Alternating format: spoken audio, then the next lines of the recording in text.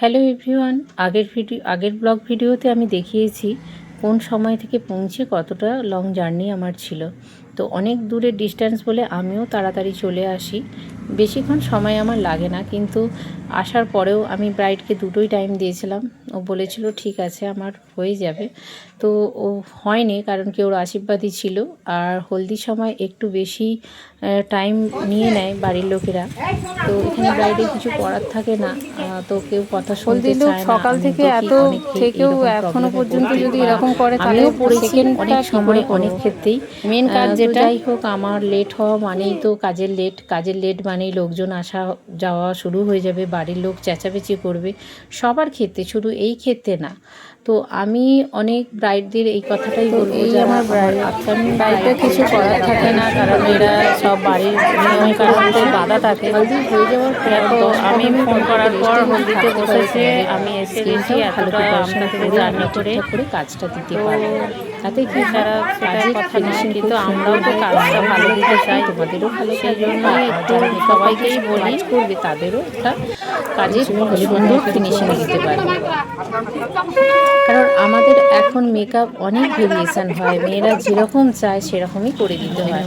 আমি বেসিক্যালি সবার client demanding কাজ বেশি করে থাকি, যে ক্লায়েন্ট যেমন চায় তার সেরকম করে দিই।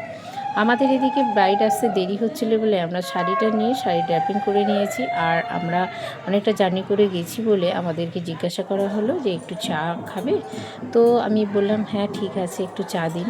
তারপরে ব্রাইডকে আমি পেয়েও ছিলাম, কিন্তু ব্রাইডের আজকে তো তোমার ব্রাইড মানে বিয়ের দিন, আজকে কিরকম একটা লুকের আশা করছো আমার কাছ থেকে একটু শেয়ার করো।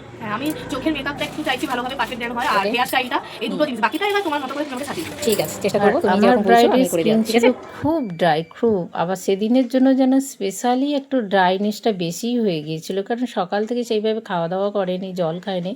তো ও খুব ব্যস্ত, ও খুব মিষ্টি মেয়ে, এত সুন্দর আমাদেরকে মানে কোঅপারেট করেছে যে বলার মতো নয়। অনেক ব্রাইডরাই করে, কিন্তু এক্ষেত্রে আমার একদম অচেনা ব্রাইড, আমরা ফোনেই শুধু কথা বলেছিলাম, তাও আমার সঙ্গে কথা ওর বিশেষ হয়নি। আর ও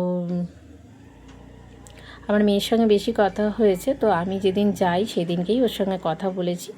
এই ছিল আমার খুব তাড়াতাড়ির মধ্যে ব্রাইডের পছন্দ মতো একটা লুক ক্রিয়েট করা। আর ফুলের সেই রকমভাবে কিছু ছিল না বলেই আমি এই রকমভাবেই ফুলটা লাগিয়ে দিয়ে এসেছি। আর দেখো কেমন ছিল, সেরকমটাই হয়েছে, খুব সুন্দর হয়েছে। তো এই ছিল আমার ব্রাইডের লুক। আর এটা কীরকম লেগেছে পল্লবীর লুকটা একটু সবাই কমেন্ট করে জানিও। পরের দিন আবার একটা অন্য ভিডিও নিয়ে আসবো। Thank you.